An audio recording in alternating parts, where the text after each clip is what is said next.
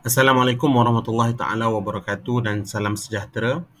Saya Muhammad Anwar Hadi bin Romli akan membentangkan serba sedikit tentang projek yang kami laksanakan. Okey, pertama sekali kami dari kelas tutorial 3 kumpulan 2 yang diberi nama Tutti Frutti akan membentangkan tentang projek yang kami beri nama projek meningkatkan kesejahteraan psikologi kanak-kanak, iaitu bertempat di Rumah Kebajikan Seri Cahaya Pulau Pinang pada 17 Disember 2023.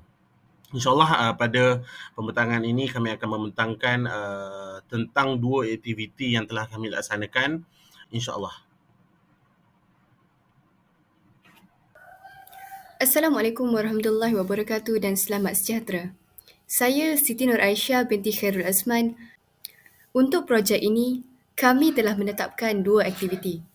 Justru, saya akan menerangkan perihal aktiviti pertama, komponen psikologi yang terlibat dan hubung kait aktiviti dalam kehidupan seharian. Aktiviti pertama kami dinamakan Emotion Challenge. Aktiviti ini telah dilakukan melalui lakonan oleh kanak-kanak itu sendiri. Tata caranya ialah, kanak-kanak perlu memilih salah satu daripada 8 emosi yang hendak dilakonkan. Mereka perlu melakonkannya di hadapan kanak-kanak lain dan kanak-kanak lain perlu meneka emosi yang dilakonkan. 8 emosi yang telah kami pilih adalah joy, sadness, trust, anger, fear, anticipation, surprise dan disgusting. Tujuan aktiviti ini untuk memberi pencerahan dan pengetahuan kepada kanak-kanak terhadap emosi-emosi yang melibatkan tindak balas dan tingkah laku individu. Seterusnya ialah komponen psikologi yang terlibat dengan aktiviti Emotion Challenge. Terdapat dua komponen, iaitu perkembangan emosi dan teori perbezaan emosi. Untuk perkembangan emosi, menurut S pada tahun 2020, emosi adalah keadaan psikologi yang kompleks yang melibatkan tiga komponen berbeza, iaitu pengalaman subjektif, tindak balas fisiologi dan tindak balas tingkah laku atau ekspresif. Teori perbezaan emosi pula menyatakan bahawa beberapa emosi utama mempunyai tujuan yang berbeza-beza. Kualiti muka, lisan dan gerak isyarat yang berbeza untuk setiap emosi membantu dalam menjalankan komunikasi. Hal ini dikemukakan oleh Eisenberg dan Morris pada tahun 2003. Terdapat 4 hubung kait aktiviti Emotion Challenge dalam kehidupan seharian. Yang pertama, ekspresi non-verbal. Lakonan emosi memerlukan penguasaan ekspresi wajah, gerakan badan dan isyarat non-verbal yang lain. Kanak-kanak dapat memahami dan mengaplikasikan komunikasi non-verbal dalam hubungan sosial mereka. Selain itu, kemahiran komunikasi. Melalui ekspresi emosi dan bahasa badan, kanak-kanak dapat memperoleh kemahiran komunikasi yang penting untuk berinteraksi dengan orang lain, di mana mereka dapat mengartikulasikan perasaan dan pemikiran mereka dengan lebih jelas. Seterusnya, penyelesaian konflik. Melalui lakonan emosi, kanak-kanak dapat mengalami cara-cara berbeza untuk menyelesaikan konflik dan mengelakkan ketegangan emosional. Ini membantu mereka memahami impak tindakan mereka terhadap orang lain, meningkatkan keprihatinan sosial dan membina kemahiran penyelesaian masalah.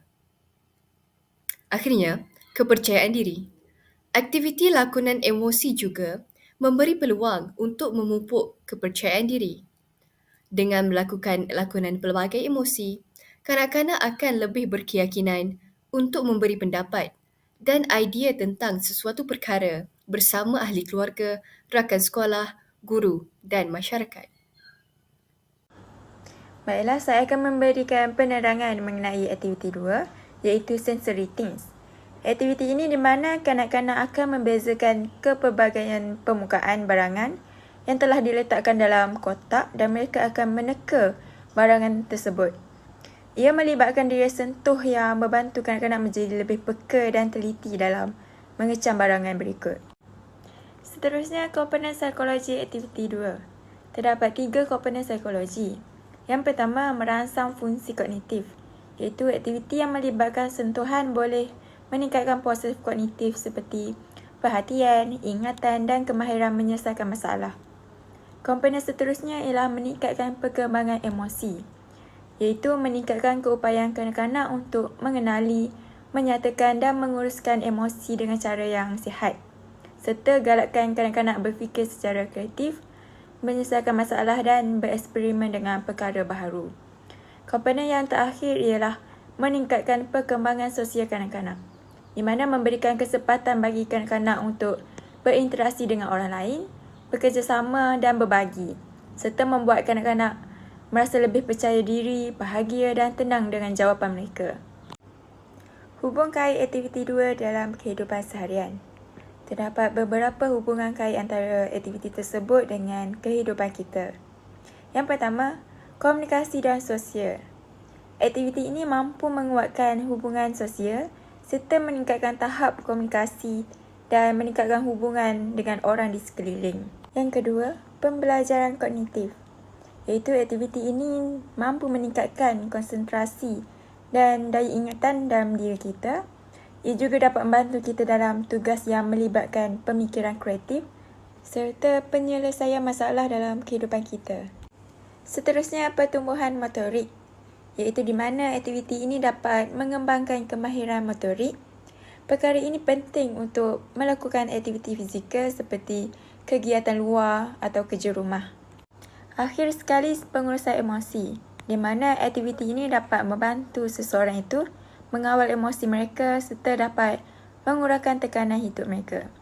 Sebagai contoh, mereka dapat mengawal emosi marah, risau, takut dan sebagainya dengan lebih tenang serta dapat mengawal masalah yang mereka hadapi dalam kehidupan mereka dengan lebih baik.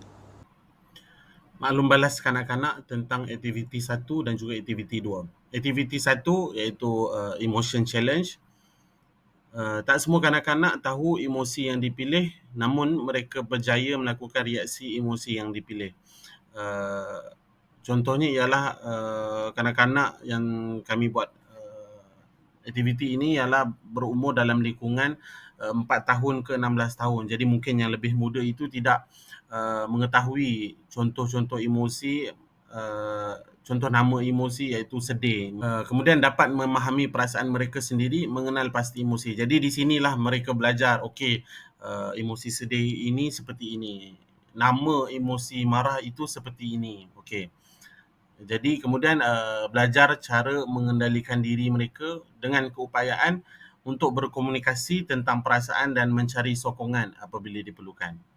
Okey, itu untuk maklum balas kanak-kanak tentang aktiviti 1 iaitu emotion challenge. Aktiviti 2 iaitu aktiviti sensory things.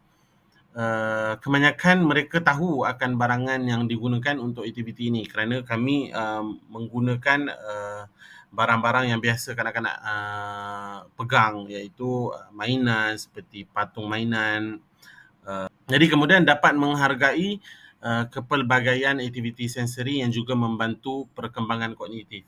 Jadi kemudian dapat membina kesedaran sensori kanak-kanak dalam merangsang deria seperti sentuhan objek berbeza. Refleksi aktiviti. Jadi yang pertama sekali ialah kekurangan. Kekurangan kami ialah tidak menyediakan peralatan yang secukupnya seperti alat tulis, pemadam dan pensel untuk menjalankan aktiviti yang dirancang. Kemudian kelebihan kami ialah wujud kerjasama yang baik antara semua ahli kumpulan, iaitu semua ahli kumpulan 9 orang responsif terhadap arah-arahan yang diberikan oleh ketua dan juga membuatlah kerja-kerja yang diminta oleh ketua dengan baik. Kemudian keberkesanan interaksi yang baik dengan anak-anak rumah kebajikan Seri Cahaya. Kemudian yang ketiga ialah cabaran, kekangan masa kerana masa yang diberikan oleh pengurusan rumah kebajikan untuk melaksanakan aktiviti adalah terhad. Jadi di sini untuk makluman kami terpaksa tukar tempat program Rumah Kebajikan Seri Cahaya pada last minute. Jadi kerana sebelum ni kita dah ada rumah yang lain tapi terpaksa tukar kerana rumah yang lain itu ada kanak-kanaknya sakit demam, jadi kita tak dapat nak masuk. Jadi ini adalah cabaran yang kami hadapilah untuk melaksanakan program ini. Yang terakhir sekali iaitu kesimpulan sepanjang kami melaksanakan program maupun juga sepanjang persediaanlah. Projek ini telah memberikan ahli kumpulan pengetahuan dan pengalaman yang baru tentang perkembangan psikologi kanak-kanak. Mungkin sebelum ni kami tak cakna ataupun tidak tahu terma-terma psikologi yang ada. Juga pelaksanaan projek ini juga telah meningkatkan skill komunikasi ataupun cara komunikasi dan juga sosial terhadap kami, bagaimana untuk bersembang dengan kanak-kanak, bagaimana cara memberi arahan. Jadi itu yang kami dapat belajar.